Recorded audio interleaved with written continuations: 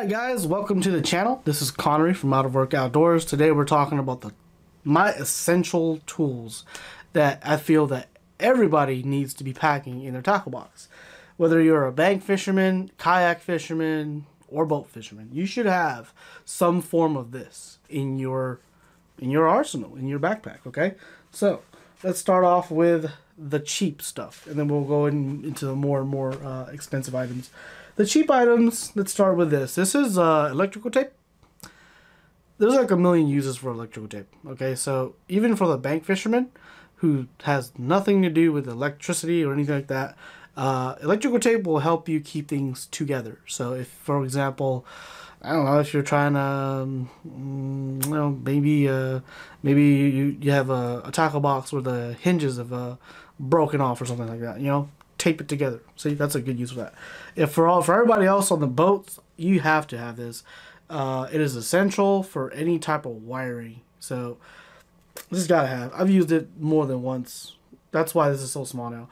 In terms of brands, I like the actual 3M Super. I think it's Super 88. It's the one that's I think it's like $3 for a roll. Yeah, it's $3. It's the best investment you'll ever have. After that, I got super glue. So there's really one super glue brand that I really go to now, and it's Gorilla Glue. I really like the Gorilla Glue. I primarily like these two bottles.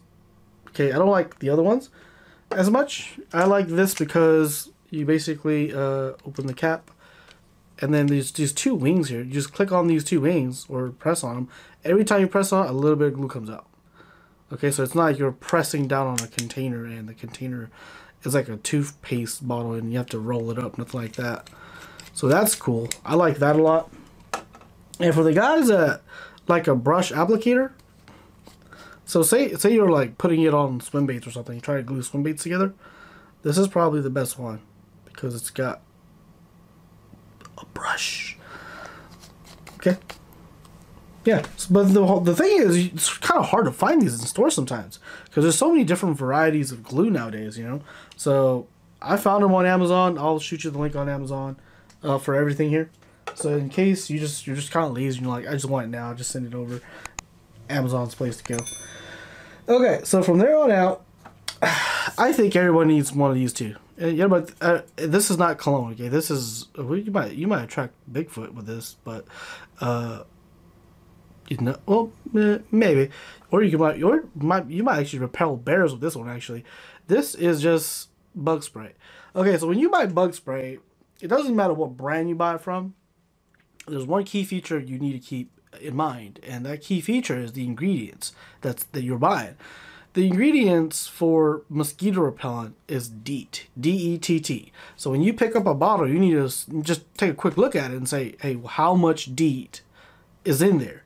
Like by volume, right? By percentage.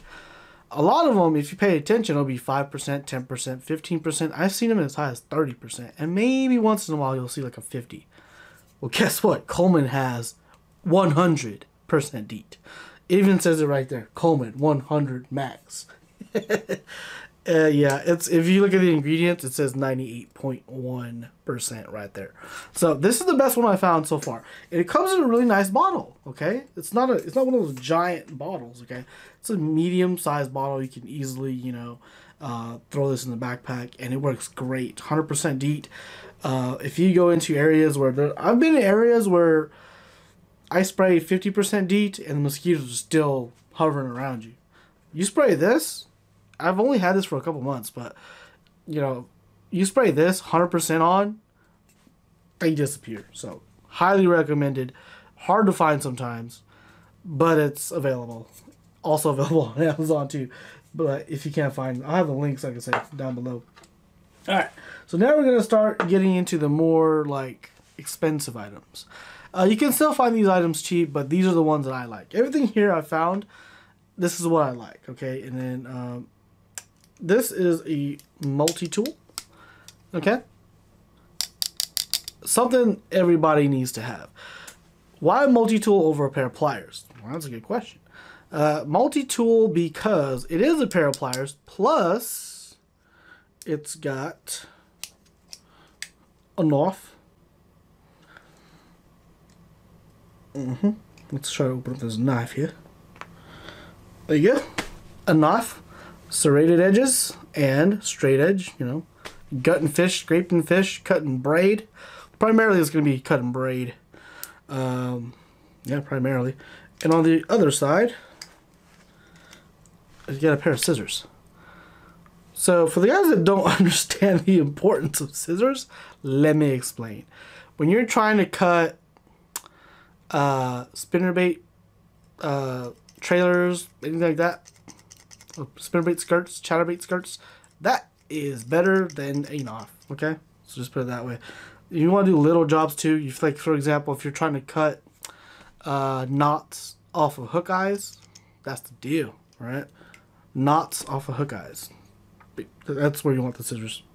You know, you might cut paper or something like that. That's the deal. But primarily, the reason why you want pliers is, one, you got a hook in deep in the throat. You got to grab something to go and get it. Or two, you got a hook in yourself. You got to come through the skin with it. Okay? That's very important to have a pair of pliers. And this is the Leatherman, I forgot the Wingman. Yeah, Leatherman Wingman. It's one of the ones that I've had a lot of experience with. I have two of these, one in the kayak, one I carry in my backpack at all times. And I really like it just because of the knife and a big scissor. Usually these things don't come with scissors, but I'm a big fan of the scissor. So that's why I have that. It's got a carry clip too, you know. I usually clip it to the outside of my backpack. But that's a must-have. Of all these items, I think that if you were going to get one, that's the one to have. Okay, so we do a lot of fishing, and I would honestly say a lot of our fishing is done either early morning or into the night.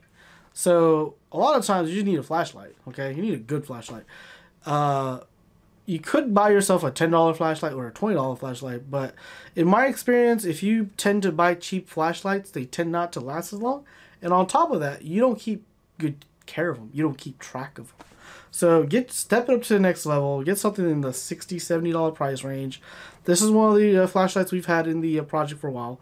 It's all aluminum. It's anodized. It's cool. It comes with rechargeable batteries. It's got 2 rechargeable batteries. It's got all these cool features about it. Click on top, and you can change modes. It's the deal. Just, we got to review. We've already reviewed this one, actually. Pick this one up. It's like 70 bucks, 1,000 lumens. You won't be disappointed. It's just the right size for everything. And last but not least, pair of sunglasses. This is a pair of Costas. It's old. It's about 2 years old. It used to be white. Now it's all like faded yellow. It's pretty nasty, actually. But pair of sunglasses. If you're not comfortable buying an expensive pair like this one, I think I paid $130 for this. Get something to at least cover your eyes, okay? I say that because we fish in a world where there's a lot of flying objects, and flying objects can hit you in the eyeball sometimes. It's not good, okay? So that's primarily the main reason for it. The secondary reason is UV protection. We're always out there fishing. We, as fishermen, we are exposed to the most amount of UV because we're always out there. And not just that, we get a lot of reflection off of the water also. So get yourself a good pair of UV glasses, okay? There's always, you know, the price point starts about 10 bucks, and there's like a lot of them in the 40, 50, 60, 70 range, and then you're just talking like high end after that. So when I started, I had a pair of Berkeley's. They were like 10 bucks. They were basically looking through like a black piece of plastic. There was no, like, there wasn't anything on it. And then I stepped up to some Strike Kings. They had some polarization on them, but then the polarization wore off after a couple months. I don't even know how it's possible. And then my brothers and my cousins introduced me to the Oakleys, right? Oakley has, I think, 1 pair or 2 pairs that are really designed for the fishermen, and a lot of looks type stuff. So Oakley's a decent one as long as you stick with a fishing line. But Costa, the ones I've gone with, they're really, really well known in the fishing industry. And I think that's where they're at. You know, the fishing world is really, really where I think a majority of the sunglasses that are sold in terms of the fishing world, people tend to go with Costas because they have an entire lineup just for fishermen. And they do special projects with fishermen and stuff like that. So that's why I went with Costas. They've got like 8 different types of colorations. But if I had to pick one, I'd pick the copper.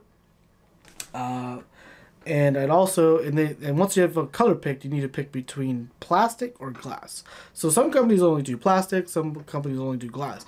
Costa does both. And there's a big price difference too. Polycarbonate is plastic. Those will come in around $150 on sale, maybe $110.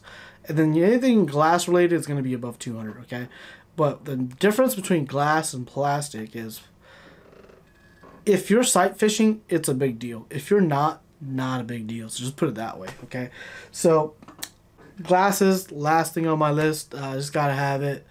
It's just one of those things, you know. It's eye protection and it helps you catch more fish. It literally does. So anyhow, let me know if I missed anything. Add your top 5. Add your 5 essentials in the comments so that way everybody reading the comments can benefit from it. I know I've left out a lot just because it can't go on forever. So anyways, so like and subscribe to the channel and click the bell notification. We got a lot more of these videos coming down the pipe. A lot more adventure stuff, a lot more cooking videos as requested by some of you guys already. And we'll see you guys on the next one. Alright, Connery from Out of Work. See you next time. Hey everybody, thanks for watching, but stop freeloading. We need you guys to hit the subscribe button, the like button, and the bell